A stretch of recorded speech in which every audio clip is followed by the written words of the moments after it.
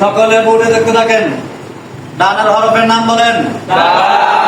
বামের হরফ ডানের হরফ বামের হরফ বা আলিফের সঙ্গে মুরাক্কাব হবে, আলিফ বার সঙ্গে মুরাক্কাব হবে না।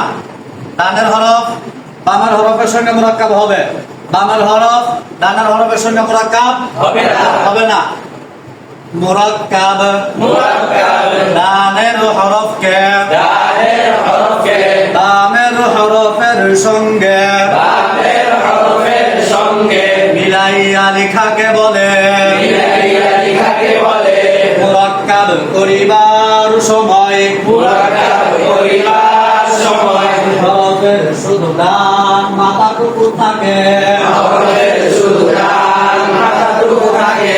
মুরাক্কাব ডানের হরফকে বামের হরফের সঙ্গে মিলাইয়া লেখা